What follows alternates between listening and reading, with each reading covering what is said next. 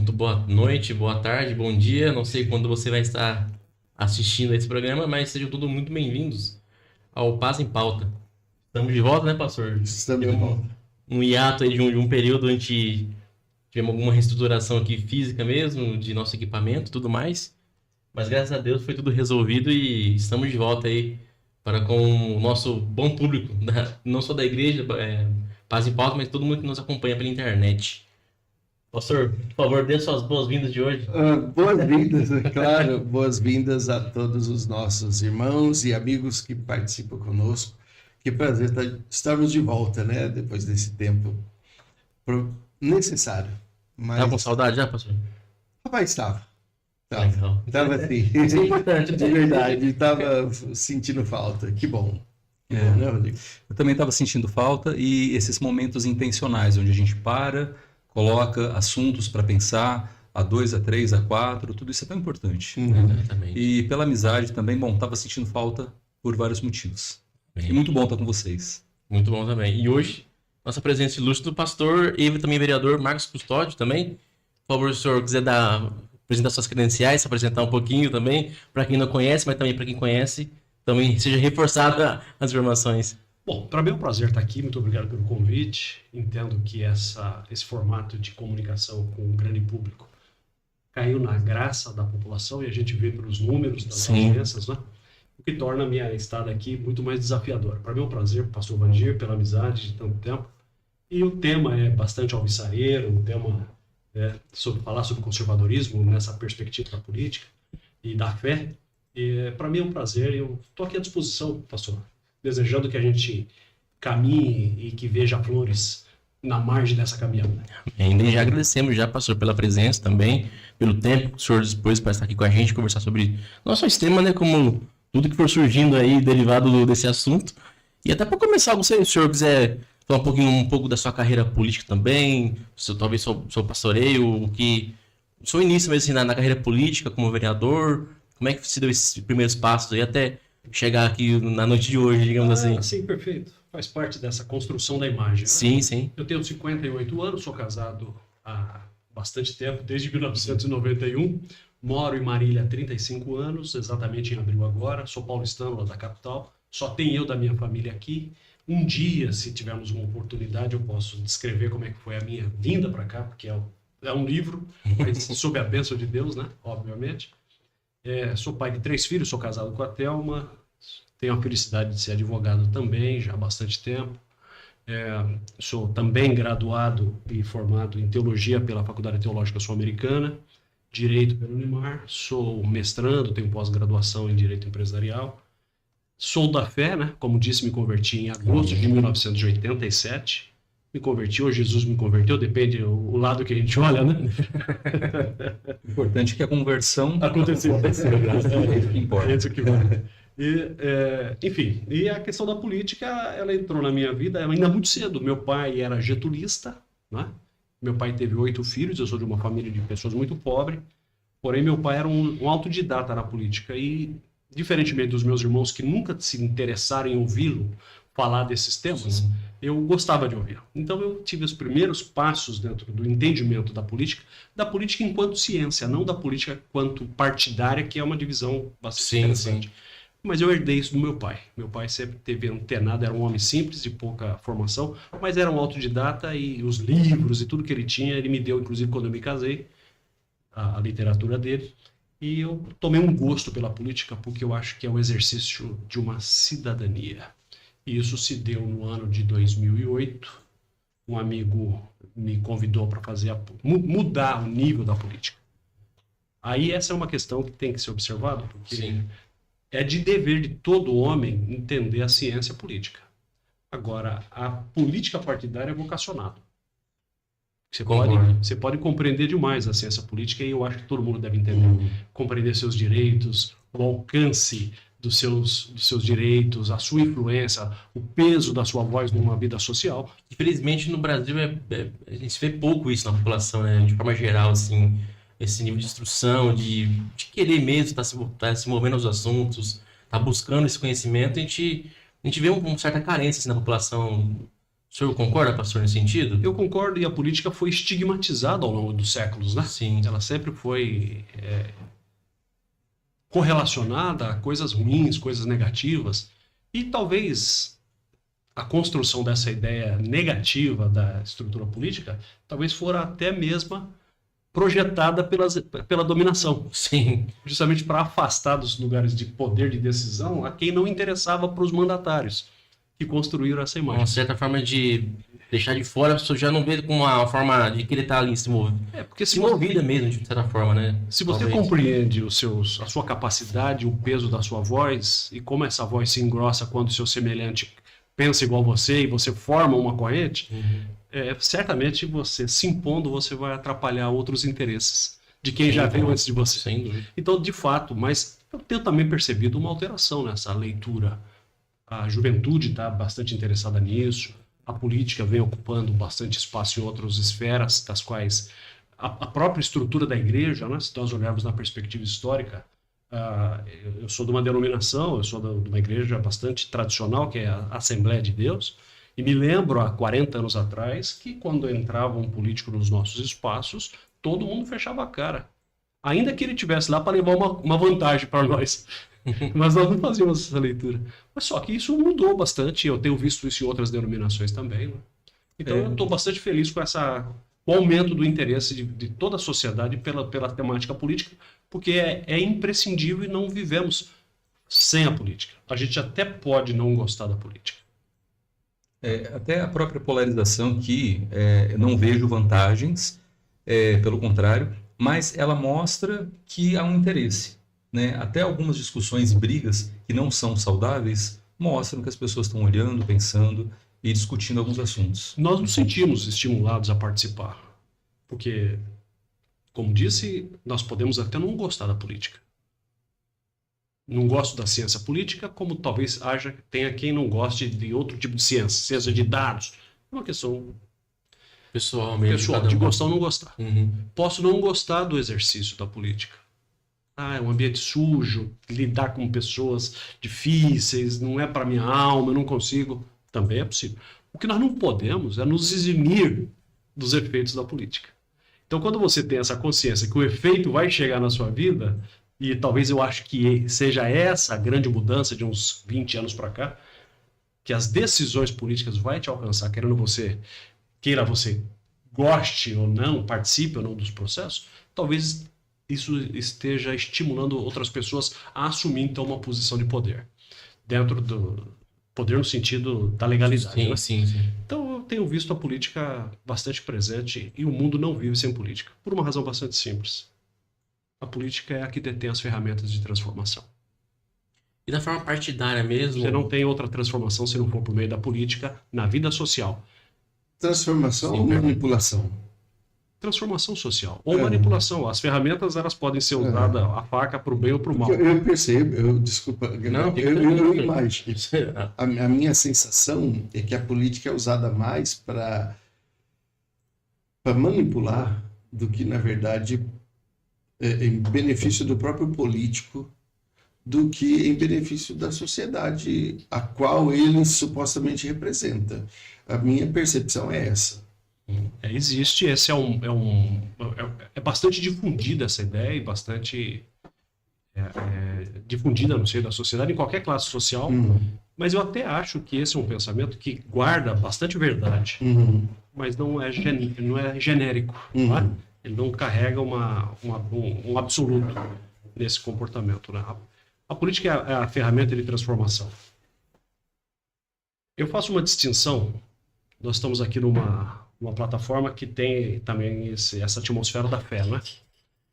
Eu vejo que o ser humano ele está sujeito, o senhor é um homem da ciência emocional, né? Da psicologia, da média, de entender a alma humana. Eu penso que o ser humano ele está sujeito a dois campos de influência. Uma dentro de si e uma da sua convivência na sociedade. Eu faço uma distinção entre religião e política, já me peguei nesse tema diversas vezes. Tudo que é religião só abrindo um parênteses, não vejo o evangelho como religião.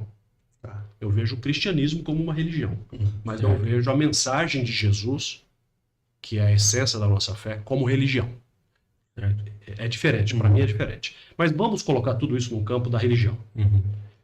Harmoniza as ansiedades internas do homem. Tá. Equaciona as minhas questões existenciais na religião. Não me adapto nessa, a gente vê essas migrações, né? Vou para outra, Sim. porque existe uma necessidade de aplacar as ansiedades subjetivas do ser. E a religião cumpre esse papel. Por isso que não pode existir sociedade sem religião. É contra-humano, e quem tentou fazer isso percebeu que vazou pelo meio dos dedos os controles e a coisa precisou ser... Porque é inerente à existência humana. Sim. Já a política, se a religião tem essa missão de harmonização subjetiva do ser, a política tem a missão e é a única ferramenta que faz a harmonização da vida em sociedade. Tá. Então, eu faço essas duas questões. Porém, também, por que é que nós temos essa dificuldade de ver o político como alguém que seja, que entregue conforme eu desejo? Porque quase sempre ele já não harmonizou nem a sua própria existência subjetiva pessoal. Ele não pode dar o que ele não tem.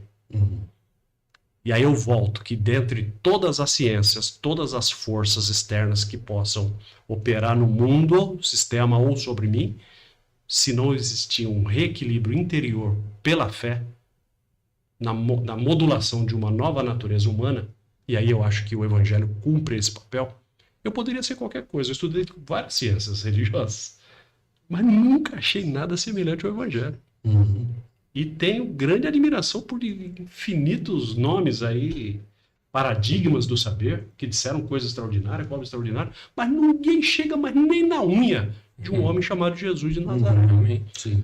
Então, eu tento alinhar a minha conduta, primeiro nessa construção do meu ser interior a partir do evangelho, na perspectiva da pessoa de Jesus, que molda meu caráter, e daqui para lá eu só faço do lado externo, essa é a minha grande luta, porque também sou imperfeito, mas essa é o que eu persigo, a partir dessa identidade interior. Porque aí eu represento e procuro representar isso no campo da política, no campo do direito, ou em qualquer outra área, a partir da modulação interior.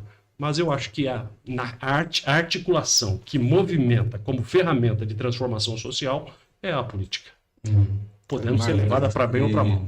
E olhando esses pilares, a religião e a política, como você explica o que é o conservadorismo? Que passa por uma, passa por outra. Com as suas palavras, o que é? Conservadorismo, eu tenho para mim que seja um efeito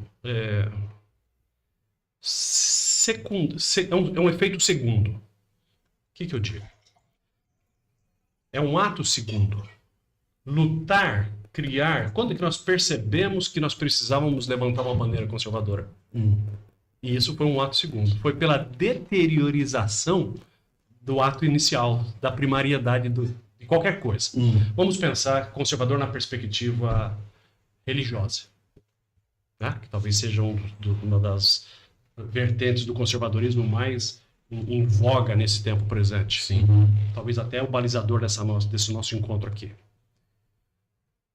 Você tem uma estrutura religiosa posta, que sofre uma interferência do mundo lateral, que vai diluindo, que vai corroendo, e aí nós descobrimos que aquela identidade primária está sendo desconstruída.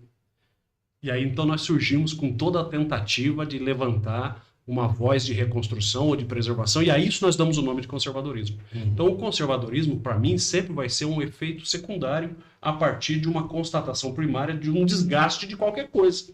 Então nós vamos lutar por um conservadorismo. Conservadorismo evangélico para mim, uma análise que nós temos feito de uns anos para cá, que fomos percebendo que por décadas uma série de valores nossos foram sofrendo uma interferência para além e por forças para além daquelas que a gente podia controlar, que foram sutilmente sendo introduzidas Ao longo de muitos anos, inclusive. Ao longo de muitos anos, em faixas etárias, faixa infantil, que é a faixa mais suscetível a receber influências, não é?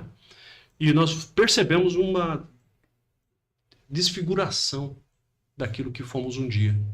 E agora, meio que ainda em tempo, mas ciente do tempo perdido, nós estamos buscando uma recomposição, e a isso nós chamamos de conservadorismo. Mas isso também com a colaboração de algumas decisões legais, né, produzidas pelos nossos governantes. Sim. Essa deteriorização, essa perda da consciência dos valores que nós defendemos, foram sendo bombardeadas até por leis, que foram autorizando outros valores que nós temos que nos submeter a eles, como algumas liberdades que a gente não crê serem necessárias ou importantes, mas que nos são impostas por força da lei, como receber determinado tipo de grupos específicos no nosso meio como uma imposição legal. Ok? E muitas vezes imposição mesmo, porque acaba não sendo nem pelo legislativo, né? Passa diretamente pelo judiciário, muitas das vezes, e acaba impondo de fato, né? Esse tipo de medidas. A gente tem que aceitar algumas coisas impostas pela sociedade ao nosso conjunto daquilo que a gente chama de fé. Pois é, mas aí nós vamos pensar historicamente, nós não inventamos isso. Você aparelhar o Estado para que ele dê a chancela de legalidade numa doutrina que você define como certa dentro da sua perspectiva de fé. Quem primeiro fez isso foi o catolicismo romano. Então, eu vejo as igrejas evangélicas hoje, quando faz a busca por lideranças, por representatividade que possa defender os seus pressupostos de fé, elegendo para os parlamentos, seja em qualquer esfera, porque por meio deles há possibilidade de você consagrar uma legislação que vai mais homologar o seu ideal religioso, a sua convicção de fé, e que depois obriga o Estado a cumprir porque ela ganha chancela de legalidade. Agora, isso não é um fato novo. Quem começou com isso na Idade Média foi a Igreja Católica. A Igreja Católica Romana, que começou desde sempre numa convivência de sobrevivência religiosa de mão dada com o poder posto, seja qual fosse. Numa troca, numa imiscuidade em que eu valido e te dou o que você quer, e você usa as ferramentas que talvez, vamos usar um termo atual, que a democracia tem para você consolidar a minha permanência de poder. Então, pensando até para nomear e deixar um vocabulário nosso aqui, né, do que é ser conservador. Então, se na época de Constantino começou essa junção entre religião e política, a igreja olha e pensa, não, está longe do evangelho. Então, numa postura conservadora, eu vou me colocar contra. Posso deixar essa definição de conservadorismo? Ou, por exemplo, dentro da religião, Martinho Lutero olha e pensa, ou melhor, ele constata, a fé está distante daquilo que a palavra coloca. Então, numa atitude conservadora, ele faz as teses e convida as pessoas a voltarem para essa base. O conservadorismo é reativo. Ele é reativo. Ele é um ato provocado, ele é a partir de uma constatação de perda de domínio. E eu estou insistindo um pouco na definição do que é conservadorismo, porque as pessoas têm milhares de definições, né, do que é, por conta de preconceitos, né? Então é uma ação reativa, é um chamado para a base, para voltar. Um ato segundo para reafirmação de uma convicção que não deveria ter sido desgastada. O conservadorismo religioso nada mais é, a meu sentir, do que essa reafirmação, e aí nós usamos vários meios, e aí nós vamos entrar num bom debate, né? Porque acho que é por isso também que estamos aqui. Quem é que tem que fazer esse resgate da identidade da fé? É o parlamento ou é a igreja? A igreja. Eu vejo uma transferência de responsabilidade, de retomada de valores éticos cristãos a partir de uma ferramenta que não é aquela que originariamente foi constituída para ser. Eu não vejo o conservadorismo a não ser do ponto de vista da igreja assumir seu lugar na história. Eu não estou dizendo assumir o seu lugar no parlamento. Sim. Eu sou vereador indo para o 5º mandato E se você ouvir gastar aí quase 20 anos para isso, né? Tem que fazer essa pesquisa. Eu raramente falei de religião no parlamento. Como raramente falei de política dentro do ambiente da igreja. Fiz e faço porque eu acho que o que o parlamento precisa não é um ativismo resgatador ou fomentador do meu ideal de fé. Não acho que seja o parlamento que seja o que vai trazer essa chancela. Embora no parlamento eu possa expressar a minha conduta de fé, o meu linguajar de fé, o meu agir de decidir de fé. Por isso a A importância minha de um visão Estado política laico. de fé.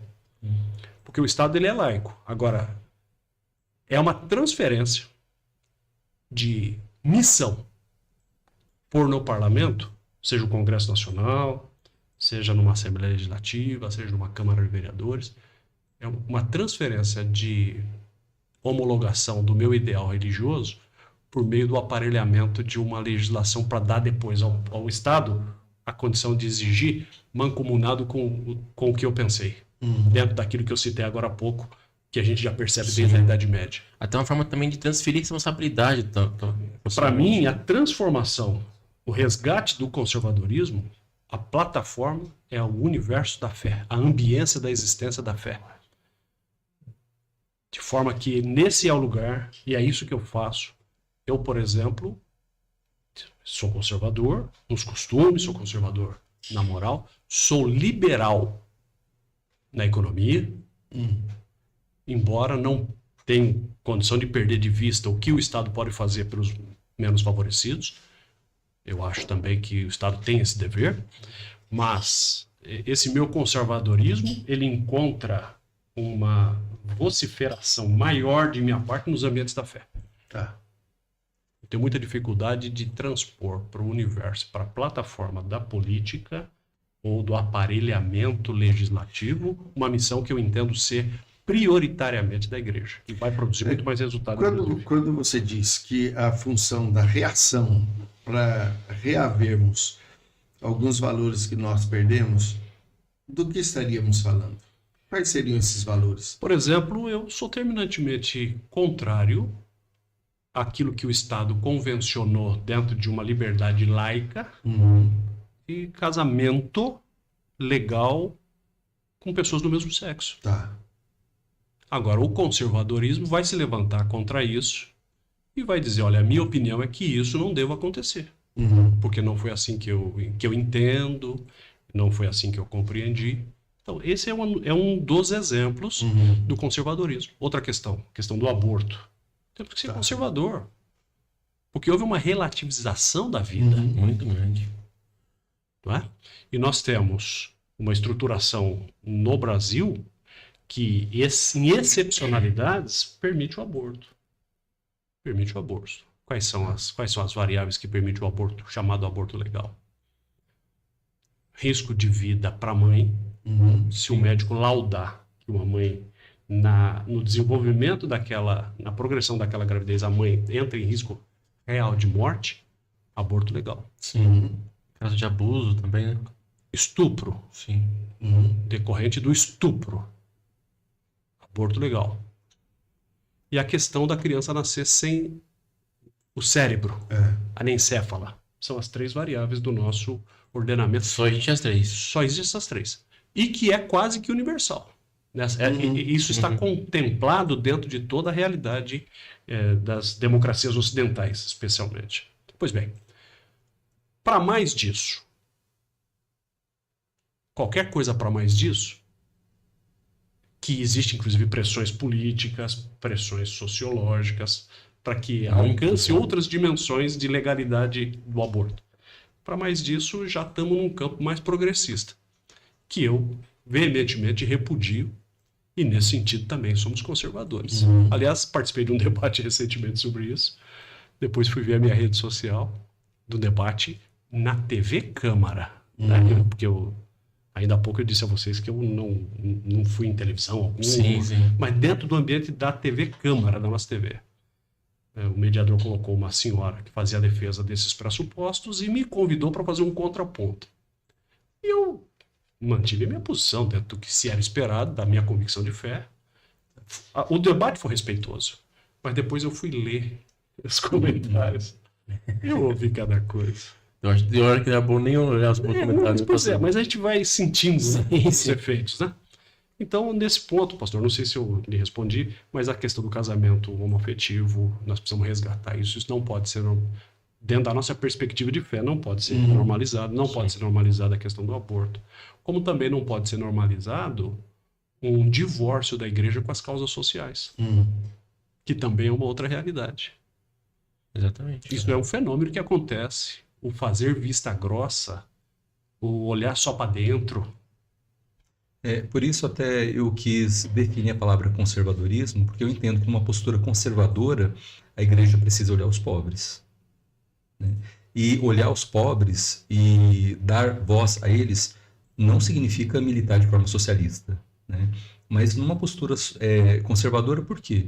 O evangelho, desde que Cristo veio aqui, aliás, antes ainda no Antigo Testamento, os estrangeiros, as viúvas, os órfãos tinham esse amparo.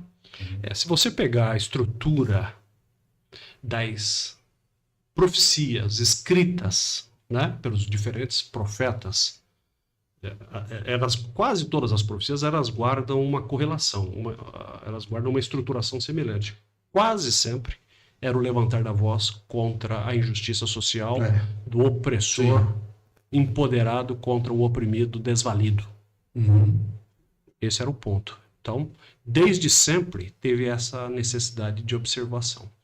Nos dias de Jesus, ele mesmo disse inúmeras passagens, né, que validam isso e que nos incentivam a isso. As cartas apostólicas também têm essa questão. E a grande questão é se nós estamos fazendo isso. Então, se nós olharmos para o conservadorismo na perspectiva que você acabou de colocar, então nós teríamos que resgatar esse conservadorismo dentro dessa pauta, desse olhar, enquanto a gente, se não transferir isso para o Estado, embora o Estado também tenha essa obrigação, e o Estado faz isso, bem ou mal ele faz, a questão também desse conservadorismo nos puxar enquanto igreja para essa realidade Até porque... também, de renovar esse conservadorismo. Até porque se não, que é muito pregado, né, que o Estado não tem que ser babá de ninguém, é até um jargão que é usado muito, né, para os liberais, de certa forma. A partir do momento que se tira essa responsabilidade do Estado, ela passa individual. E nós, como igreja, inclusive, está no nosso manual de vida, né? Então, assim, foi crucial esse ponto de vista do Rodrigo nesse sentido, porque a partir do momento que você tira essa responsabilidade do Estado, passa a ser nossa. Agora, Jesus mesmo disse, né? Vamos fazer uma correlação. Eu não consigo não fazer uma correlação entre o que representa o Estado e o que representa a igreja. São dois estados distintos. Os dois têm uma Constituição. Um tem a legalidade posta, os dispositivos legais da lei, Constituição, as leis infraconstitucionais, e a outra é a Bíblia. Um tem um presidente nominado, visível, o outro tem uma presidência intangível, mas presente, que é Jesus. Então, são duas estruturações de comando. Agora, Jesus disse para os discípulos, se a vossa justiça não exceder a dos fariseus, você está mal. Então vamos pensar em conservadorismo? Não tem caminho para o conservadorismo evangélico que não seja a exaltação do evangelho. E é pouco relevante buscar um conservadorismo no aparelhamento da legislação do Estado enquanto a gente não fazer esse dever de casa. Eu não consigo... Eu acho que dá para fazer as duas coisas ao mesmo tempo, não tem problema, mas... esse conservadorismo evangélico ou cristão ou religioso, ele está para muito mais do que esses 2 ou 3 exemplos que eu disse aqui. Sim. Tá? Eu não consigo ver essa questão do conservadorismo, porque eu sempre disse que o conservadorismo é um ato segundo. Ele é reativo. Agora, olhando para dentro e fazendo uma crítica das nossas próprias instituições, as grandes, especialmente as que são mais consolidadas no tempo, que já adquiriram infraestrutura melhor, não dá para observar que o fato de que nós estamos muito olhando só para dentro. E nesse ponto nós precisamos resgatar esse conservadorismo. Qual será esse conservadorismo? Esse olhar para fora. esse olhar menos para mim e mais para o outro, dentro das ferramentas que nós temos enquanto igreja local. Agora, pastor, pensando no sentido do conservadorismo, como uma bandeira política, o que o senhor pensa sobre isso e tem visto nesses últimos anos? Tem uma percepção minha, tá, particular, que eu vejo que bons candidatos, digamos assim, ou até mesmo os partidos, tomam por em si a bandeira de sou conservador. Só que, na verdade, ele só tá querendo mesmo angariar os votos ali e até usar como, de certa forma, parte da igreja como cabresto político. Não tenha dúvida. Há um polo que o candidato tem que ter um ponto em que o candidato adquira com o seu pretenso eleitor uma conexão. E quando eu elevo o discurso para o conservadorismo religioso dentro do universo da política, eu mexo com emoção. E quando eu mexo com emoção e com valor emotivo, valor que em tese receba uma chancela bíblica, eu diminuo a análise técnica da leitura da eficácia do candidato em si. Da própria qualidade do candidato. Da qualidade do candidato. E o que nós temos mais é gente passando anos e anos fazendo só um discurso moral. Sim. E que ele mesmo, às vezes, não cumpre com aquela própria moral que ele propugna, com que ele manifesta, porque se você levantar o lençol embaixo, ele mesmo não é legítimo representante do que pede, e não é pouca gente que está nessa situação. Eu sou arrisco dizer que é a maioria. Então, o que eu tenho aqui? Eu vejo esse discurso conservador no campo da política como uma ferramenta de atração e fidelização de voto e de ocultação da minha própria performance. Enquanto nós temos agora um candidato. Esses dias tá aparecendo na minha linha do tempo, do Facebook, de Instagram, até um patrocinado, né? Acho que é por isso que vem. De um deputado federal do meio cristão, que já é deputado há 5, 6 mandatos. E ele está agora com uma série de explicação, assim, bem produzido no estúdio, ele fala muito bem, é um senhor já de bastante idade, eu conheço pessoalmente, e que ele fica contando a história de como os hinos esses hinos tradicionais que nós cantamos nas nossas igrejas, porque alguns são quase que onipresente em todas as denominações. Então ele pega esses e fica contando como é que foi escrito, em que ano foi escrito, e dá 120 mil curtidas. Nós estamos num período pré-eleitoral. Física ou emocional, porque é só o emocional. Ele está aparelhando a religião, e nessa construção ele não vai mostrar em momento algum qual foi a performance política dele, para bem ou para mal, dentro do parlamento. Então, veja só. Há um projeto. O pastor disse agora há pouco aqui, olha, eu vejo que a política tem manipulação. Eu disse que era ferramenta. E é uma ferramenta de manipulação. Muito efetiva, por sinal. Muito efetiva. O que leva os formadores de opinião dentro da igreja a um novo dever. Porque eu acho que o pastor cumpre um papel que está para além da eclesiologia, da temática da igreja. Como pastor condutor de um rebanho. Porque ele conduz existência espiritual, mas ele também conduz existência social. Tá certo? O dever da orientação. De zerar, abstrair e dizer assim, vamos fazer uma análise mais ampla. Vamos fazer uma análise mais ampla. Sair do vazio e dos jargões, que muitas vezes é para pagar até dentro da igreja. E não surfar só a temática que o próprio candidato coloca.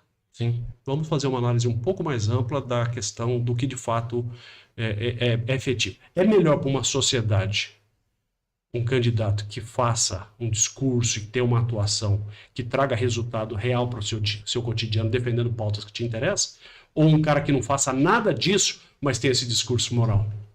O que é melhor para a igreja? Esse é o grande desafio que nós temos que passar agora, que temos que passar a observar dessa forma. Nós não tínhamos essa experiência dos candidatos evangélicos. Nós estamos na política há 20 anos. E nós estamos aprendendo a lidar com isso. E a fórmula que tem dado certo é esse discurso moral. Sim. Mas está na hora de começarmos a pensar, mas e a efetividade política das defesas das pautas? Está na correlação do que a sociedade como um todo precisa? E até pensando um pouco nesses desafios, eu estava lendo um artigo que falava sobre polarizações. Até a gente conversou assim, ainda que via WhatsApp sobre esse artigo, que fala da polarização das polarizações. Então, o exemplo dado no artigo é da Damares, que ela foi muito criticada, né, por conta daquela questão indígena. Então, a direita abraçou, né, a esquerda criticou, mas quando ela defendeu uma ação do Paulo Paim, falando que ele agiu muito bem, aí a situação virou, né? E ela recebeu crítica da direita e foi ovacionada na esquerda. Então, esse mundo polarizado é um desafio, né? Qual ou quais deveriam ser as posturas da igreja diante desse mundo polarizado, que não é só entre direita e esquerda, são inúmeras polarizações? Se você puder falar um pouquinho, Marcos. Eu penso que a polarização não presta um serviço à democracia. Isso não é uma opinião minha, é uma opinião de pessoas dos dois espectros polarizados. Porque nós criamos uma condição que se eu não tiver 100%, eu vi foi no discurso de despedida do parlamento do Paulo Paim, senador do Rio Grande do Sul, por 3 mandatos do partido do PT, 3 mandatos como senador, deixou um legado extraordinário, sobretudo nas legislações de ordem trabalhista, para o Congresso Nacional e para o Brasil como um todo. Ele estava anunciando que não é mais candidato. Ele encerrou o ciclo político dele e recebeu dela uma referência elegante. Ela falou, apesar das nossas diferenças, eu quero admitir isso. E por conta de fazer esse destaque, ela foi quase que cancelada. Então, veja só, essa questão da polarização, ela não presta um bom serviço, porque os efeitos são esses. Qual é o lado danoso da polarização? É que se eu não tiver 100% numa agenda de um lado, eu estou 100% destruído pela agenda do outro. Como que se entre 8 e 80 não existisse o 9 ao 79, que aliás é o espectro maior, que é o espectro do meio, né? Então a gente vive essa polarização e perdemos o meio, perdemos o equilíbrio, porque dentro de uma polarização, hoje eu não diria nem entre direita e esquerda, eu diria uma polarização hoje está entre a extrema direita, que é um quinto espectro.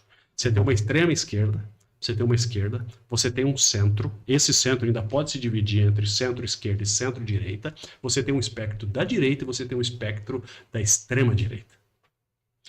A questão da religião está no espectro da extrema-direita e está no espectro da extrema-esquerda. Sim. A esquerda clássica não versa sobre religião.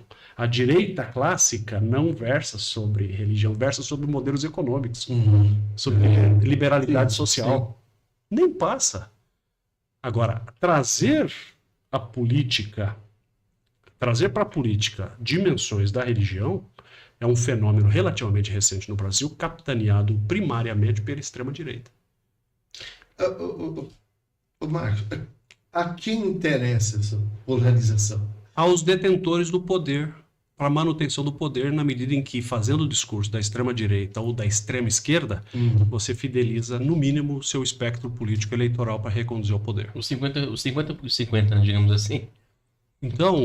E é uma fidelização emocional. É só emocional. É só emocional. É apaixonada. E de poder. E de projetos de poder. Projetos de poder. Então você tem extrema-esquerda, esquerda, centro, aí dentro dele, centro-esquerda, centro-direita, direita e extrema-direita. Esses trouxeram esses elementos da política de uns 20 anos para cá. A fé, a religião, ela milita nesse campo também. Então, ela interessa a fé, não a fé evangélica, a fé de um modo geral. A fé institucional, parabéns. É isso que interessa essa polarização não também. tenho dúvida. Por não ter o poder. Por isso que ela retroalimenta a polarização. Anula o discurso de centro, convence as pessoas sob a perspectiva do discurso emocional, para que elas não façam filtragem de análise, que você compra o pacote inteiro, e na medida em que, lembra que ainda há pouco eu disse, você tem um Estado e tem um outro Estado.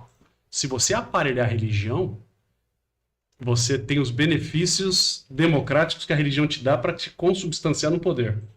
E se eu faço essa aliança com o Estado, eu, enquanto religião institucional, faço uma aliança com o Estado, eu tiro do Estado os benefícios macroeconômicos que eu preciso para minha própria sobrevivência.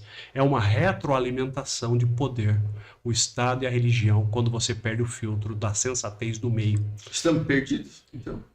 Eu não diria, eu acho que, como eu disse, faz uns poucos anos que nós estamos vivendo essa experiência de presença religiosa mais evangélica, né? Vamos dizer assim, dentro do espectro da política, umas 3 ou 4. É um fenômeno novo, porque agora, então eu ia dizer, eu já volto aqui, mas só preciso completar aquele raciocínio primário, extrema esquerda, esquerda, centro, com inclinação, centro-esquerda, centro-direita, direita. E aí você então tem agora a extrema-direita, que nós também chamamos, que os estudiosos da ciência política chamam de nova direita. Qual é essa nova direita?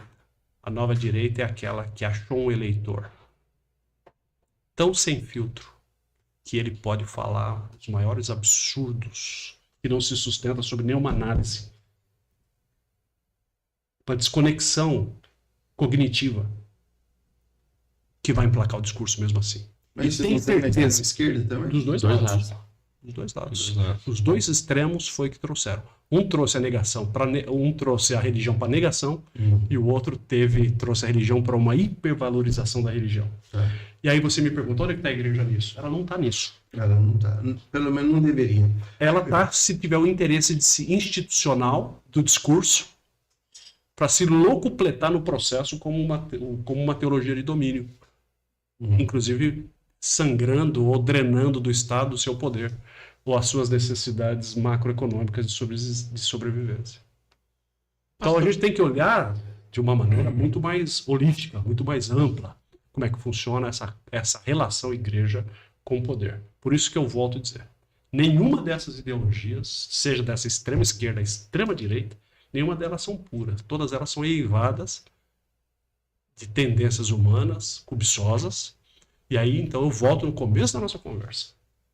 O resgate do conservadorismo passa por uma consciência do desgaste dos nossos ideais religiosos, das nossas convicções, do nosso pressuposto de fé. Isso é inegável. Então, o resgate desse conservadorismo passa pelo renascimento da igreja enquanto um corpo sui generis, que ande apartado. Porque, na origem, o evangelho ele é periférico. O evangelho é marginal. Marginal no sentido de margem, né? Sim, sim, perfeito. Ele é marginal. Ele nasce dentro de uma realidade que não levou em conta o aparelhamento ou o braço dado ou a mão dada com o poder posto. E nós perdemos isso ao longo da caminhada da fé cristã. E temos, então, a igreja envolvida nesses 5 espectros, quase sempre em desconexão com aquilo que ela deveria fazer de uma maneira própria e autêntica. E é isso que nós precisamos resgatar. Antes de resgatar o conservadorismo ético e moral da sociedade, nós precisamos resgatar as diferentes manifestações conservadoras dentro dos nossos próprios espaços de fé. Pastor, esses dois polos tão extremos assim hoje em dia, eu vejo muitos comentários políticos, especialistas políticos, dizendo que por um bom tempo a direita esteve muito calada no Brasil. Sobretudo nos últimos 40 anos aí, digamos assim. E que isso seria um efeito chicote, né? Como se tem muito tempo calado, agora como se tem voz, passa aos exageros e aos extremos. O que o senhor acha sobre isso? O senhor concorda? E o que... eu concordo, mas eu só acho que não é 40 anos. Se você pegar... Então, não estamos falando de extrema-direita, porque a extrema-direita ou nova-direita impregnou os elementos da religião. Sim, sim. E a ausência de filtro crítico. Isso caracteriza a extrema-direita ou a nova-direita no Brasil, ok? Que não guarda muita correlação com a versão de direita de outros países. Sim. Estamos falando de um fenômeno nosso. Mas, perdão, interromper, só para fazer um parênteses, depois a gente volta. Eu tenho visto algumas pessoas falarem sobre outra polarização que é nações nacionalistas, talvez nesse sentido, a direita nade de braçada, né? E também nações globalistas, né? Onde o capital ganha, né? E, de novo, se for nessa questão nacionalista, é paixão pura. E aí a religião consegue também fisgar no emocional todo mundo, né? Não existe dominação maior que a religiosa. Você tem 3 modelos de religião. Eu quero voltar daqui a pouco num outro assunto, mas só aproveitando o gancho. você tem 3 campos de dominação. Cada um deles carregam virtudes e eficácia, mas tem um que tem uma eficácia mais efetiva, vamos dizer assim. Toda dominação pode ser religiosa, política ou militar. Nós somos estudiosos da Bíblia. O financeiro não entra assim? Está no campo da política. Da política. Porque o anticristo vai encarnar em essência, essas 3 variáveis, né? 3 pilares, digamos assim. Mas vamos pensar aqui na dominação militar. Ela é poderosíssima, ela cala a boca das pessoas, ela tira os direitos e tal, mas ela não, sobre o dominado militar, ela não tem uma correlação de aceitação. Fica a fermentação da contraposição o tempo inteiro, da libertação. É sempre a força acima de tudo. E você tem um dominado irado, que está sempre sonhando. Sempre sonhando. E a garantia desse contexto é aumentar a dose da opressão. Essa é a dominação militar. A dominação política, que aí nós vamos entrar em uma série de aspectos sociais, financeiros, econômicos, ela gera, né, também dentro do oprimido um sentimento de opressão. Ele se sente excluído dos processos ou das condições daquilo que se propôs a meu favor. Mas a dominação do campo religioso encontra no dominado uma aceitação plena e quase que um alimentador daquela própria dominação. Tá. É essa questão que a gente tem que entender, que às vezes a dominação de uma extrema, ou pela negação da religião, ou pela hipervalorização da religião, produz esse tipo de dominado, que perde esse filtro. Agora, veja só, eu estou dizendo que nesse contexto nós temos o espectro humano, o espectro da fé, e aquilo que a igreja representa não guarda nenhuma correlação com isso.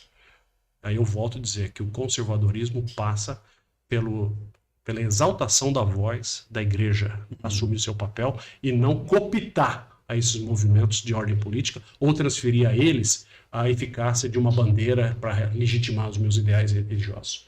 A igreja tem um papel a ser trilhado único e exclusivo. Eu disse agora há pouco que a igreja ela nasce marginal, ela nasce das periferias, ela nunca andou de mão dada com o Estado. E todas as vezes que começou lá em Constantino, esse processo, Coisa boa não deu.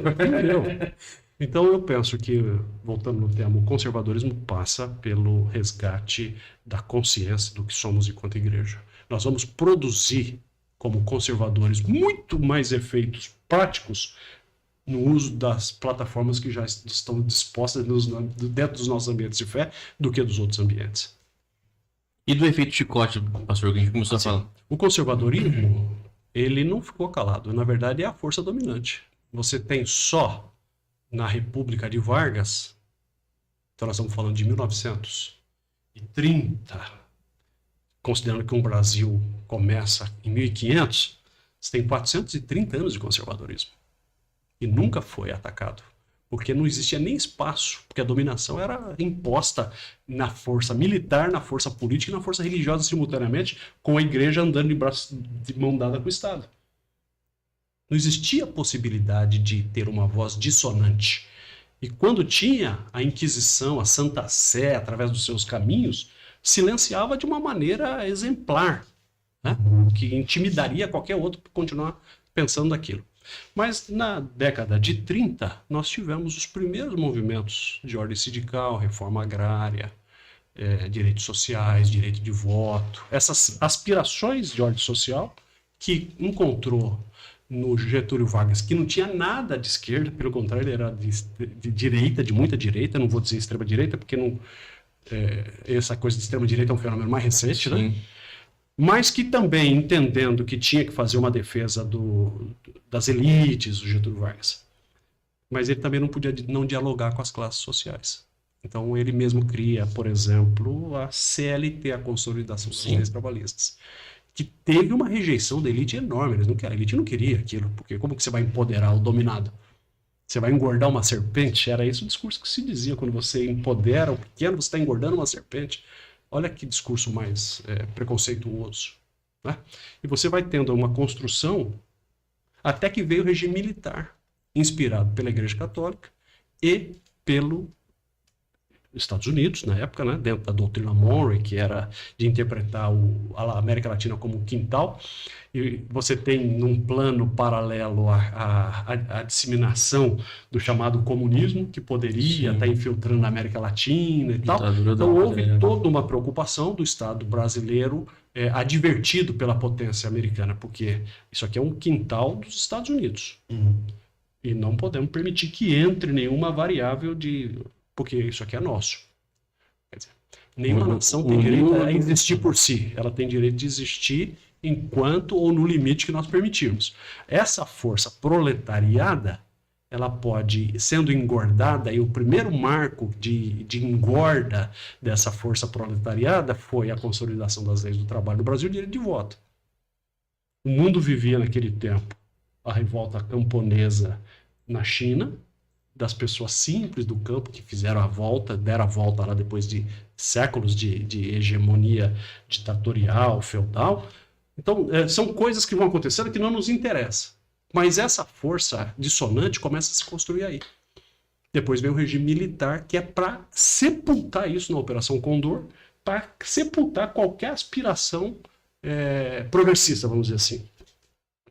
Depois isso acontece, fica 20 anos do regime militar, aí você tem a reabertura nos anos 80, que consolida o bipartidarismo no Brasil. A Arena e o MDB. Todas as correntes progressistas que hoje nós conhecemos, com diferentes siglas da extrema esquerda, estava congregada dentro do bipartidarismo do MDB. Depois passa esse processo, você tem em 2002 o surgimento de um partido chamado PSDB. Depois você tem, numa disputa com o petismo, você começa então a perceber que vai tendo corpo esse discurso de esquerda. Então, assim, só uma reparação histórica, né? E culturalmente... O progressismo, o esquerdismo, do ponto de vista da ciência política, é um fenômeno absolutamente recente. Absolutamente recente. A hegemonia e a predominância sempre foi centro-direita na história do Brasil. Agora, é bem verdade que nesse pouco tempo de existência, também porque foi reprimido, o discurso foi muito exacerbado da esquerda. E agora a direita percebeu que esse discurso foi muito... e exacerbou o seu discurso também para conter esse. Então a sociedade vai se compondo em fluxos e contrafluxos. E extraindo o que é bom, vai ficando de um lado ou do outro. E essa é a dinâmica da vida política, especialmente nesse tempo que nós estamos vivendo. E durante esse período ele teve muito preparo, digamos assim, da esquerda nesse sentido, culturalmente falando, né? Se muito é falado que nesse período, década de 80 ali, o domínio intelectual, digamos assim, foi... Mas é justamente porque o que sobrou para a esquerda se não fosse o aprofundamento intelectual, tendo em vista que a extrema-direita foi trabalhar no campo da emoção? E a força já não tinha também, né? A extrema-direita trabalha no campo da emoção. Se trabalha no campo da emoção com pressupostos emotivos, logo há uma aceitação plena sem filtro. Então eu não preciso fazer esse investimento. A outra parte, reativa ou reacionária, teve que buscar, para se consolidar, outro veículo que não fosse a religião. Fosse os pressupostos acadêmicos de uma convenção, de um convencimento social. E aí encontrou nos jovens, nos alunos, nas universidades, o seu campo fértil de construção desse ideal. Né? Perfeito. Eu estava lembrando, o último livro, se não o último, um dos últimos livros do John Stott, chama O Discípulo Radical. E é interessante porque o John Stott a vida toda teve uma teologia complexa, difícil até de entender em alguns aspectos, mas esse último livro é simples na escrita. A impressão que dá é que ele amadureceu a ponto de entender que o simples e o profundo caminham juntos, né? E ele defende a ideia de que o cristão, ele para ser um discípulo, ele precisa ser radical. E ele propõe, né, o que é radicalidade, que é muito parecida, que tem a ver com o que nós falamos sobre o ser conservador, que é voltar às origens, né, voltar às bases. Você acredita, Marcos, gostaria até de ouvir depois o pastor Vandiro Gabriel, que o conservadorismo precisa se radicalizar, então, para que a gente possa, numa sociedade tão polarizada, numa sociedade com tantos desafios, é necessário que ele se radicalize para poder fazer valer, para poder ser ouvido, para poder atuar, né, de forma Mas não tenho assertiva. dúvida, não tenho dúvida. Há uma necessidade de radicalização em razão da necessidade da reconstrução da nossa identidade cristã. E aí não dá para você tratar essa questão com aspirina. É benzetacil. Ora, você quer... Existem dois termos que são correlatos e que estão estigmatizados negativamente. Radicalização e fundamentação. Ou fundamentalismo. Ah, mas esse é um fundamentalista bíblico. Ora, mas... Deveria ser um elogio. Por favor, sim, né? Eu acho que sou mesmo. Eu estou errado quando não sou. Eu sou fundamentalista bíblico. Eu sou fundamentalista bíblico. Jesus usou a releitura que ele fez, fundamentando a sua tese aonde? No Velho Testamento. Ele era um fundamentalista, Jesus era um fundamentalista. O apóstolo Paulo era um profundo, um gigantesco, e com ele não tinha acordo. É uma linha, nem a morte me separa disso, nada me separa disso. Essa disposição de absorver essa missão e fazer valer. Nós temos percebido que a igreja vem sendo, como disse o filósofo que você deve conhecer, certamente conhece, Zygmunt Bauman, né? Não me lembro se o primeiro nome dele é Zygmunt. Bauman, que escreveu um livro chamado Sociedade Líquida, que é a sociedade que ela não tem mais forma, ela vai se adaptando como água dentro de um espectro plano ou côncavo, seja como for, a água vai tomando formas, a sociedade vem tomando formas e a igreja vem tomando formas. Hoje a nossa teologia é líquida, ela vai se adaptando ao contexto humano e não é ela que induz o contexto humano. A partir dos nossos próprios espaços. É o contrário, né? Ele Agora, molda o evangelho. nós temos que radicalizar. Nós temos que ir para os pressupostos da Bíblia. Acho que mais do que radicalizar seria fundamentar, né? Mais Bíblia. Mas nós temos que ser fundamentalmente, ou fundamentalistas bíblicos. Né? Agora, veja só. Em outras palavras, voltar a ser luz e sal. Que é radical. Que parou de ser luz e sal. Presta aqui atenção, você usou de uma expressão que Jesus usou. Existe uma coisa mais radical do que o contraponto entre a luz e a treva? Tem uma coisa mais que seja contraposto ou diametralmente oposta ao insípido e o sabor? Quem não está comigo está contra mim. Sim.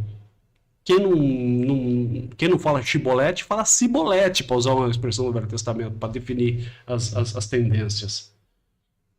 Agora, é absolutamente legítimo a igreja radicalizar no seu conservadorismo dentro das doutrinas que sejam eminentemente bíblicas e fazer isso dentro dos seus espaços de fé, primariamente, como a construção. Nós vamos produzir muito mais efeitos no imediato de quem está próximo da gente do que na abstração de uma legislação aberta, nacional. Então o que nós queremos? Um resgate da nossa fé, da nossa identidade cristã? Temos que ser fundamentalista, temos que ser radical, temos que ser profundamente conservador e não permitir que essa liquidez teológica ou sociológica relativize os nossos valores.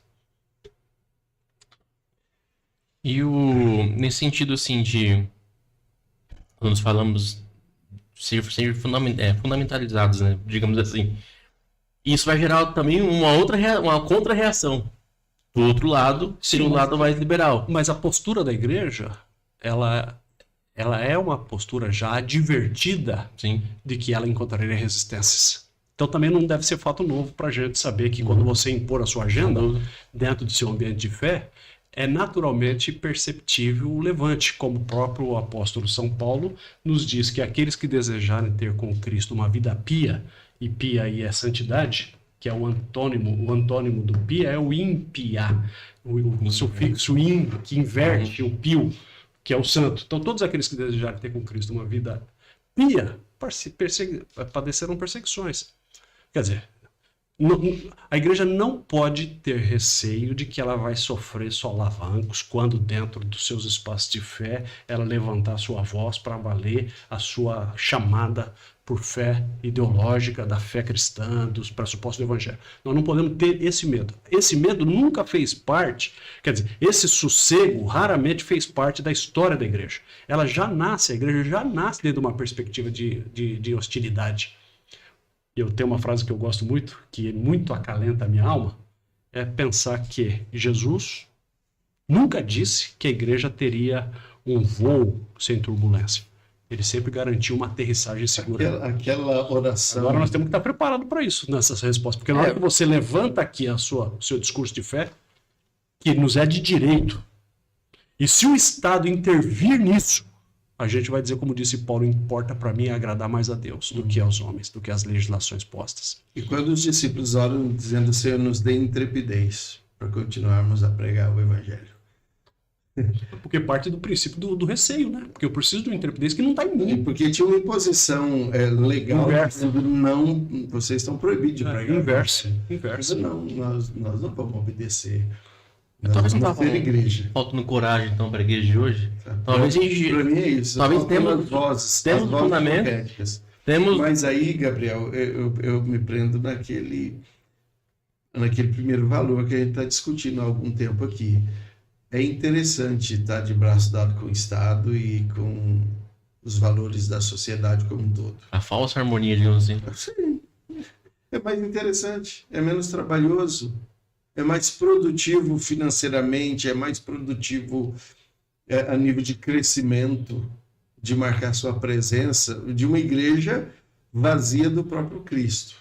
Mas ela está aí existindo, uma igreja vazia do próprio Cristo. Existe uma expressão no livro do profeta Isaías, capítulo 61, que é um capítulo... Todos nós sabemos que Isaías era um profeta messiânico, né? Uma visão extraordinária. Deus projetou ele no túnel do tempo, levou ele 700 anos para frente, ele viu tudo, voltou 700 anos e escreveu sobre Jesus, né? Em detalhe, né? Extraordinário. Mas só o capítulo 61 é validado por Cristo, acho que no capítulo 4 de Lucas, quando ele estava em Cafarnaum, ele pegou um texto da lei e leu Isaías 61. E ele vai dizer qual é a sua missão, né? Que o Espírito do Senhor Deus está sobre mim, pelo que o Senhor me chamou, me ungiu para... E aí ele começa a dizer o elenco das suas performances essenciais. Eu estava lendo esses dias, só para fazer um contraponto dessa imiscuidade entre igreja e Estado como conveniência, que nos tira da centralidade da vocação, né? Eu estava lendo esse texto, o Espírito do Senhor Deus está sobre mim, pelo que o Senhor me chamou para anunciar o dia agradável ao Senhor, a liberdade aos cativos e tal. Se você fazer uma análise desse texto, você vai fazer uma pergunta para aquele que diz ser aquele que era o alvo dessa profecia, o próprio Cristo assim se identifica 700 anos depois, numa sinagoga, ele revalida essa chamada e atribui a ele mesmo. Então, se você perguntar para Jesus, falou, Jesus, qual é o seu negócio? Se perguntar para você, você vai dizer, eu sou um profissional da área da mente, da alma, da ciência. Eu não sei do que você trabalha de quê, Gabriel? Sou um representante comercial. Qual é o seu negócio? Sou um representante comercial. Eu sou advogado de formação e atuo, porque eu também sou advogado atuante. Meu negócio é... Mas se eu perguntar para Jesus qual é o seu negócio, ele vai dizer... Eu não sou nada, né? Eu não sou nada. Rodrigo trabalha com Qual o seu... Não, mas o senhor vai entender. Não, o senhor vai entender porque eu me poupei. Eu ia voltar aqui. Mas se eu perguntar para Jesus, assim, nesse mesmo contexto dessa passagem, dizer, qual é o seu negócio, à luz dessa expressão bíblica? Ele vai dizer, o meu negócio é cuidar de gente, que é o seu negócio. Então, o senhor sabia. O senhor sabia. Então, o senhor encarna a extensão de um ministério, que começa na performance do Cristo. Responsa, hein? Então, cuidar de gente. Agora, qual é a igreja que nós temos hoje? A que cuida de gente ou a que... Porque Jesus não disse assim, o Espírito do Senhor Deus está sobre mim, pelo que o Senhor Deus me ungiu, para eu construir com as minhas habilidades um grande complexo de mídia. Foi isso que a unção veio para isso? O Espírito do Senhor Deus está sobre mim, pelo que o Senhor me ungiu para eu construir prédios imponentes nas catedrais, nas principais avenidas do mundo, com neon, com 10 mil assentos. Não fez isso. Agora nós temos percebido que há um descolamento da vocação, e isso é o desfazimento dos nossos ideais, dos nossos pressupostos. Por isso que o conservadorismo é preciso, para fazendo esta análise, nos achar na linha, sabe, o quando nós precisamos resgatar. A esse nome nós vamos dar o nome de conservador, ou de fundamentalistas, ou de radicais, mas retomar essa imagem. Já que foi citado, Lucas capítulo 4, verso 18, a partir do 18, ele diz, o Espírito de Deus está sobre mim, pois me ungiu para evangelizar os pobres, enviou-me a curar os contritos de coração, a proclamar liberdade aos cativos e restauração dar vista aos cegos, a pôr em liberdade os oprimidos, a anunciar o ano aceitável do Senhor. Olha que coisa extraordinária! Olha que mensagem extraordinária. Ele está falando que o meu negócio, o espírito e a minha vocação, e quem me segue nesse meu ministério, que são os pastores, do qual ele é o sumo pastor, deve cortar onde ele riscou. Que é cuidar de gente. E aí, assim, só pegando um ponto e o outro, pobres e oprimidos. Observa, você já deve ter Ser feito uma análise. conservador. Você já fez uma análise. Olha o perfil das pessoas que estavam na mira do radar dele. É gente bonita, é gente rica, é gente que não tem problema? É gente resolvida emocionalmente? É o contrário. É quem precisa. Por exemplo, pensando nos oprimidos, as mulheres. Ele pode não estar escrita a palavra mulheres ali, mas ele estava pensando nas mulheres como quem estava à margem, né? Então, ser conservador significa olhar o feminino, pensar o feminino como a imagem e criação de Deus, e pobres e tudo aquilo que... Se você observar quando Jesus lida com as mulheres na Bíblia, em todos os eventos que ele lidou com mulheres, especialmente nos eventos de cura, o posterior foi o devolver da dignidade. A mulher corcunda há 18 anos, só olhava para baixo. Ele permitiu que ela olhasse para cima. Isso fala de autoestima, renovação de vida social, de capacidade de percepção. A mulher do fluxo de sangue, que há tanto tempo vinha ali gastando tudo, ele cura essa mulher e devolve ela para a sociedade para que ela tivesse direitos civis, porque menstruada, o fluxo de sangue era uma menstruação ininterrupta, ela tinha uma série de limitações sociais, criminais e penais, ele libertou ela. Então esse conservadorismo de Jesus passa pelas mulheres também, devolvendo a elas uma dignidade. Ele está circunscrito e preso a um fenômeno temporal, que as próprias legislações não permitiam que ele avançasse aquilo para mais, mas ele introduz ali a ideia que em outros tempos, em outras culturas, essas mulheres poderiam ter a dignidade absolutamente plena devolvida e sair da margem da opressão. Então esse conservadorismo nosso passa por essa pauta, que passa primeiro dentro da igreja. Essa é uma boa pauta, que inclusive para os parlamentos, que estão sob a influência ética do cristianismo, para validar também como ferramenta de transformação social. Essa é uma das boas pautas que pode nascer na igreja, porque nasce em Cristo, mas que alcança um enredo, um diálogo de ordem política e legal, legislativa também. E sempre que possível, precisamos pregar essa ideia da explicação do básico, do que é ser conservador, do que é ser radical, do que é ser discípulo de Cristo, né? E pregar entre os nossos, entre os que não têm a mesma fé, para que esse ruído na comunicação vá saindo e essas armadilhas das polarizações também possam diminuir. Cessar, penso que não vão, mas que possam pelo menos diminuir. Porque senão a própria igreja vai deixando de ser conservadora nessa perspectiva. Mas eu fico feliz de saber que nós temos uma noite como essa aqui, que a gente possa falar um pouco sobre esse resgate do conservadorismo, que está para além dessas quimeras meramente políticas. Isso tem a ver com capilaridade da igreja, com as entranhas da igreja, resgatar isso. Acho que para a gente, talvez, chegar a um ponto nesse... Resumido? A mim me preocupa muito essas expressões. Então, a igreja, como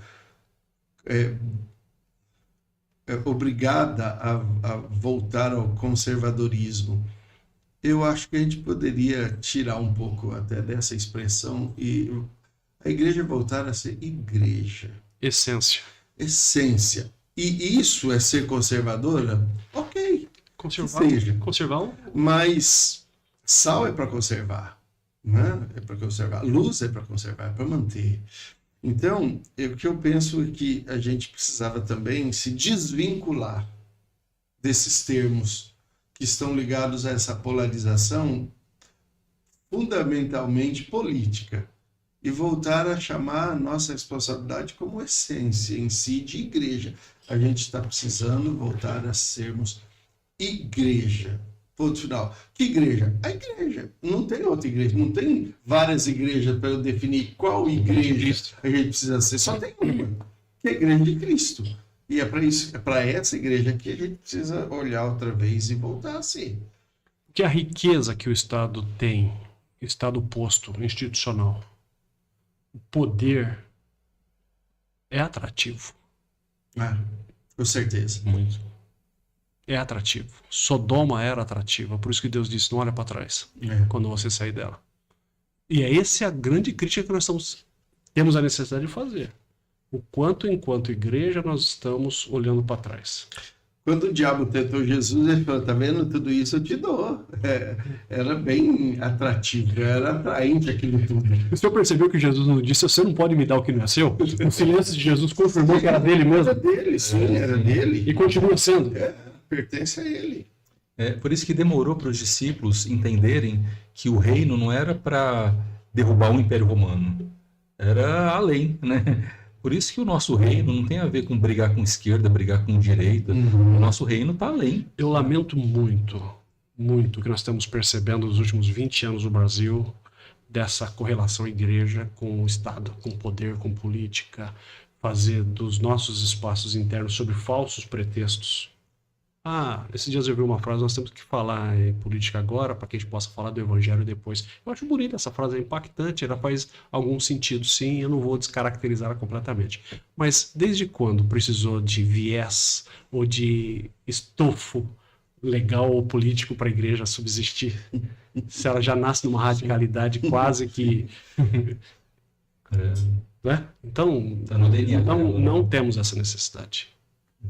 O nosso conservadorismo ou a nossa essência tem que nos dizer que nós somos sui generis e temos um caminho próprio. Nós vamos conviver com o Estado, vamos conviver com a política é inerente à relação humana, à vida social, mas nós nunca vamos fazer ou sarar fora aquilo que não está sarado primeiro dentro. E aí é o resgate dessa dignidade. Mas porque a gente não é desse mundo. A igreja não é desse mundo. E o reino não é desse mundo. Não dá para pensar da igreja andar de braço dado, como a gente vê todo dia na televisão, grandes figuras da política, da religião brasileira, Sim. Ou como os católicos fizeram isso também por 1.500 anos, agora eles deram umas diminuídas por aí, mas até esses dias atrás, se você for na Argentina, até hoje, quando vota o orçamento da Argentina, eles votam bilhões para sustentar a máquina da igreja. O Brasil acabou isso em 1930. Veja só, ficou 430 anos a igreja de braço dado com o Estado, drenando o Estado.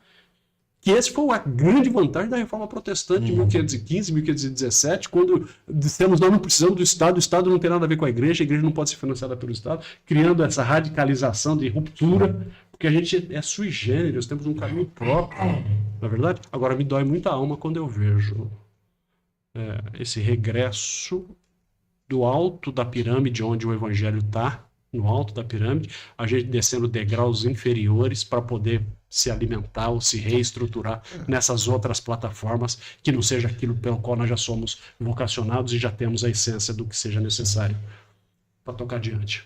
Pastor, só para caminhar para o final, qual a sua perspectiva nesse tudo que a gente conversou aqui, nesse sentido de sermos de fato conservados novamente, fundamentados novamente? Qual o senhor é? Pessimista? O senhor é otimista nesse sentido? O que o senhor pensa? Olha, vamos pensar o que disse a Bíblia acerca da sua pergunta. Vamos responder a sua pergunta na perspectiva bíblica. Show de bola. A Bíblia diz assim: quando o Filho do Homem voltar, porventura achará fé na terra?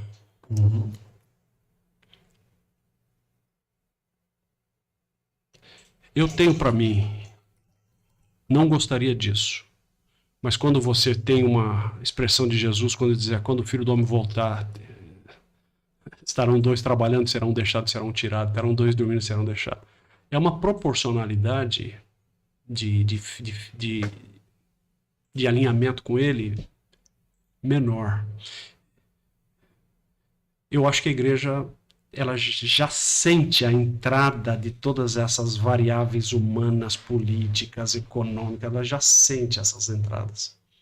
Isso já nos impactou. Isso já nos deixou trôpego nesse projeto de salvação. Então, o que eu penso? Eu penso que a grande questão é quem tem ouvido, ouça o que o Espírito diz às igrejas, para que, como disse João, alguns se salvem. Agora, isso não quer dizer que a gente não deve lutar, tá certo? O tempo inteiro. Porque uma coisa é a igreja enquanto universal, mas outra coisa é a igreja enquanto igreja local. E aquilo que está no nosso alcance não é o universal, é o local. E nós temos que resgatar e lutar contra isso. Sim, sim. Mas eu sinto que a igreja... trabalho, né? Vamos usar a expressão do nosso jargão, o mundanismo, o seu ecossistema de coisas, de crenças, de valores, já nos afetou profundamente.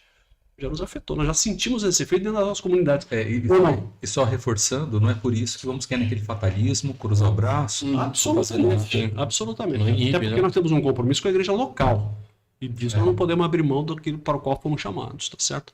Mas eu não tenho muita esperança de que nessa dimensão a gente vai ter esses momentos áureos, gloriosos. Tem uma teologia que diz que vai ter que ter um grande avivamento no mundo antes do evangelho de Jesus. A Bíblia não tem nenhum indicativo de que esse avivamento ele precede esse momento da parousia, da glória, do retorno de Jesus. Pelo contrário, é um ambiente Biblicamente é sombrio. tribulação. Né? Tribulação, angústias e tal. E aí isso só nos chama mais a responsabilidade do alinhamento com o que nos propõe o Evangelho. Não perder isso de vista. Questão política é importante, mas não é a essência da igreja. O discurso político é importante, mas não é o discurso primário da igreja. E nós temos que ser conservador dentro dos pressupostos da fé. Então eu sou absolutamente alinhado com a ideia do resgate do conservadorismo das doutrinas bíblicas, do pensamento bíblico, da conduta bíblica, a começar por nós. Bom, pessoal, eu queria, assim, primeiro agradecer o pessoal que comentou. A gente não recebeu perguntas diretas, mas o pessoal comentou algumas coisas. E eu queria fazer duas perguntas para vocês, do ponto de vista do tema, especificamente, sobre radicalizar, né? A primeira pergunta seria, eu entendi, pelo menos até o momento, que a gente não deve se aliar aos extremos, tanto à extrema esquerda quanto à extrema direita. Ok. O que seria, então, radicalizar do ponto de vista prático, assim, no nosso dia a dia? O que é radicalizar? É ter uma definição naquilo que a gente defende? O que seria o radicalizar? Não sei se é uma pergunta tão difícil assim. Você trouxe uma forma mais objetiva, se quiser, né? É porque, assim, a gente teve um comentário, inclusive, de uma pessoa que é inscrita aqui, e ela colocou assim, que a gente tem dois extremos, aí volta lá no comecinho daquela questão da polarização, e meio que a gente não tem saída, partindo desse ponto, porque se você apostar de um lado, você discorda às vezes, e se você ir para o outro, você também não concorda com tudo que aquele lado defende. Então, meio que a gente está sem saída. E de que forma que a gente vai radicalizar? A gente tem que apostar numa, entre aspas, terceira via? Porque a terceira via, do ponto de vista hoje em dia, assim, prático, não tem muita força para engolir, vamos dizer assim, derrubar um dos dois extremos. Então, a gente tem que se radicalizar. Ok, eu entendi que a gente precisa, mas do ponto de vista prático, o que seria radicalizar? Porque a gente não pode cair na besteira de entrar nas redes sociais com unhas e dentes e ofender pessoas. Essa questão que a gente precisa também respeitar os poderes. Então, eu, por exemplo, eu não, na minha vida particular, não costumo apontar defeitos de forma incisiva em prefeito, em presidente. Respeito, eles são autoridades. Se eu ver na rua, vou cumprimentar normal, entendeu? Mesmo não concordando com tudo aquilo que eles pregam e aquilo que eles têm como conduta do ponto de vista político. Mas o que seria esse radicalizar? Eu vou repetir dois exemplos e dar mais um, e aí os meus amigos aqui sintam-se à vontade para complementar.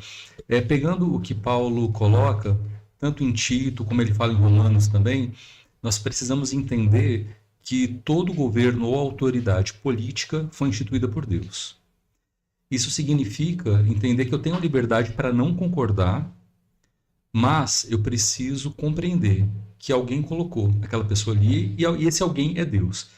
De forma prática, quando eu tiver um churrasco de família e estiverem metendo pau no político, eu preciso me posicionar dizendo, posso até concordar com a sua postura, mas eu não vou atirar pedra, eu não vou fazer uma rebelião contra, porque a fé que eu defendo, ela não dá base para rebeliões. Pelo contrário, a rebeldia, né, voltando para Samuel, é tida como um pecado de feitiçaria, né, e algo muito sério. Então, eu entendo que radicalizar seria, no dia a dia, não ficar fomentando raiva, ira, né? Um outro exemplo de radicalização, dentro daquilo que a Bíblia fala, é olhar, por exemplo, mulheres e pobres, sendo que o coração humano talvez queira olhar mais para ricos e olhar para aquele que vai me oferecer algum tipo de benefício, né? Então, é radical no sentido de ir na contramão. Da Ibope fazer um trabalho com moradores de rua? Talvez não, porque eles não vão trazer um dízimo tão alto quanto, né, outras pessoas. Mas eu preciso ser discípulo, fiel e radical nesse sentido de olhar para aqueles que a sociedade não está olhando, né? Então, não sei se eu respondi, Sim. Mas são apenas alguns exemplos. Uma das pessoas, foi o Agnaldo comentou aqui, ele até colocou aqui, né, no sentido etimológico, o radicalizar indica o retorno da raiz. Aí a conclusão da conversa é mais ou menos naquela linha, assim, o comentário dele, né, de que os princípios e valores precisam estar sempre voltados para essa essência, vamos dizer, né. Então, do ponto de vista dele, o radicalizar seria isso, manter sempre uma estrutura ali, e não levar a política de uma forma exacerbada. Então, eu acredito que está bem respondido, sim. Tanto do seu ponto de vista, sobre o dia a dia prático, encontro com pessoas, como essa questão também dos valores cristãos, né? Eu vejo como uma forma mesmo de se apartar mesmo de qualquer tipo de extremo e olhar com ceticismo, né? Eu não sou muito conhecedor longe disso, de ser do conservadorismo, mas eu acompanho alguma coisinha ali do que é ser conservador, e uma das bases é o ceticismo político. Você olhar o que está sendo pautado, o que está sendo discutido, desde candidatos, desde propostas ou temas que a sociedade tem em voga todos os dias, você tem que se balizar naquilo que você tem como fundamento. Entendeu? Eu até dar um exemplo meu, por exemplo, eu me considero de direita. Só que o que fizeram com a direita, pelo amor de Deus, né, nos últimos anos. Então, assim, enquanto a gente, como não pegar o meio que a gente está inserido, o tema que a gente está debatendo, igual o Rô falou, é importante isso, porque a família ali, né, o nosso ciclo social mais próximo é que a gente começa a se influenciar por ali, ou ser influenciado por ali. Então, isso é importante, em você começar a moldar isso de acordo com os nossos princípios, os nossos fundamentos, que é a palavra de Deus e o Evangelho. Entendeu? O slogan, veja os slogans dos dois extremos. Condiz com a realidade? Não condiz. Entendeu? Um fala que é pátria, família. O que foi feito de pátria e família nesses anos de governo? O outro diz que ia cuidar de pobre e picanha pra todo mundo. O que teve de picanha pra todo mundo? Falando bem assim, de uma forma bem simples mesmo, pra gente poder entender. Então essa é a minha visão. O radicalizar é no sentido de dar um basta. Basta. Vamos voltar pro nosso fundamento aqui, e a partir dele a gente vai tomar a nossa decisão, a nossa opinião. É isso. Achei ótimo. Mais alguma pergunta aí? Algum comentário? Não. Pastor, o senhor quer dissertar mais alguma coisa nesse sentido? Eu penso que eu acredito que eu tenha percebido a dúvida e a pergunta quase que como numa posição que temos que tomar agora já daqui para frente, né? Sim, daqui a alguns poucos meses. Para que lado eu vou? Você tem dois extremos, está polarizado. Nós estamos muito desejosos que surja uma terceira via. É o que nos resta, pensar numa terceira via, fazer uma análise. Agora, isso eu gostaria que tivesse uma terceira via. Agora, seja como for, de um lado do outro, seja a terceira via, ou seja qual for a via, eu acho que a maior segurança que a gente possa ter numa análise de um candidato é ver aquele que tem as pautas mais parecidas com a pauta do Evangelho. Sim. Eu acho que esse é o critério decisivo na escolha do candidato. Quem efetivamente, não no discurso, mas quem na prática tem uma pauta e uma eficácia prática alinhada com as pautas do Evangelho. Então, nesse universo, agora também nós nunca podemos deixar de pensar que seja de direita, seja de esquerda, todo o poder está na mão de Deus. Sim. E tudo congrega conjuntamente para um plano divino, né? Para um plano divino. As autoridades são constituídas por Deus, as esferas de domínio são constituídas por Deus, nominalmente as pessoas vão pela escolha humana, nem sempre Deus direciona os corações humanos, mas a sua vontade permissiva leva para que alguns... A vontade de Deus ela é diretiva, quando ele é objetivo e dirige uma decisão, ou ela é permissiva, no sentido do seu silêncio permitir. Seja quem for que esteja sentado ali, vai sair de um coração, de uma eleição humana. Embora as esferas de dominação As autoridades são constituídas enquanto esfera de dominação. Sim. Não individualmente, a não ser que seja por um propósito muito específico de Deus. Porque a corresponsabilidade da sociedade é conduzir esses homens individualmente para essas esferas de poder que são o domínio instituído por Deus. Agora, quem vai estar lá, eu estou desejando, estou orando todo dia que seja alguém que tenha umas pautas parecidas com a pauta do Evangelho. Amém. É isso. Até caminhando para o final, pastor, e só para deixar também de comentar um pouquinho sobre a questão da nossa cidade, o que o senhor acha do nosso momento que a gente está vivendo hoje aqui, mais localmente falando, né? O que o senhor vê, assim, para o futuro próximo, no curto prazo, longo prazo, para nossa cidade aqui atualmente? Eu vejo, é uma pergunta muito ampla, né? Sim, sim. Tem várias implicações aí. É uma cidade extremamente jovem, 95 anos aproximadamente, aí, por torno de 95 anos. No contexto das grandes cidades do interior de São Paulo, é uma das mais jovens, ela é uma das cidades mais promissoras, é uma cidade que está com o céu aberto para o Evangelho. Em 1991, eu estava andando na Sampaio Vidal, parei numa banca de jornal, foi o ano que eu cheguei em Marília. E aí eu comprava jornal, né? Parava na banca de jornal, comprava jornal. Né? Mudou bastante essa dinâmica. Mas eu peguei um jornal que me interessou. Em 1991, foi quando eu cheguei aqui. Tinha uma manchete, era Crescimento dos Evangélicos, alguma coisa assim. E lá estava escrito, eu comprei, era uma entrevista feita com uma representatividade de uma outra religião, que estava dizendo, olha, os evangélicos aqui estão crescendo, isso em 91. Onde vai e tal, não sei o que, estão crescendo, fez um prognóstico de crescimento, Sim. e ele estava contrário a isso, né? Na verdade, o teor da sua. E aí eu levei aquilo para casa e falei, olha, eu estou morando numa cidade que o céu está aberto para o Evangelho. Aqui onde pôr o pé vai. Então eu acho Marília um campo muito aberto para isso, e se nós enchemos essa cidade de luz, da luz de Deus, pela ferramenta do Evangelho, por reflexo, a vida social, a vida urbana, a vida econômica da cidade vai melhorar tudo. Vai ser. Agora, eu acho Marília uma cidade muito promissora. Acho que vivemos um bom momento. Depois de 8 anos de um perfil de governo, inaugura um novo perfil de governo e tem resultados já concretos e sinalizando para uma outra época que vai nos projetar para um grande desenvolvimento econômico e social, figurando no estado de São Paulo como uma das grandes cidades. Eu estou muito otimista. Bom. Bom, mais alguma coisa, Rô, acrescentar? Já quero agradecer desde já a presença do pastor novamente. Eu gostaria só de sugerir a leitura do livro de Apocalipse, que é um livro de encorajamento, não é um livro de terror. Não é um livro que vem para colocar medo, né? É um livro que mostra, como você colocou, Marcos, que o anticristo ele vem desse contexto de poder e opressão e manipulação política, religiosa e militar. E é importante, como igreja, é necessário discernir o nosso tempo. Por isso que o livro de Apocalipse que aponta, né, para caminhos ou rotas que devemos e não devemos seguir. Pode nos ajudar muito nessa época polarizada, nessa época em que as pessoas falam de política, mas falam o que está no coração delas e não aquilo que está no coração de Deus, né? Então a minha sugestão seria lermos o livro de Apocalipse com esse olhar de encorajamento e ao mesmo tempo de orientação política. Amém. Pastor, novamente, obrigado pela presença. Pastor Maria, até a próxima. Pastor Rodrigo. Aqui também o Diego, que nos falou aqui na pergunta também, falou do comentário do Agnaldo. Não aparece, mas está presente, que é o que comanda a nossa estrutura aqui de mídia. E também o Matheus, que é o nosso novo apoio, que está presente também. Vocês não viram ele, mas sabem, tem o Matheus aqui presente, está ajudando a gente também. Desde já agradeço a todos, uma boa noite.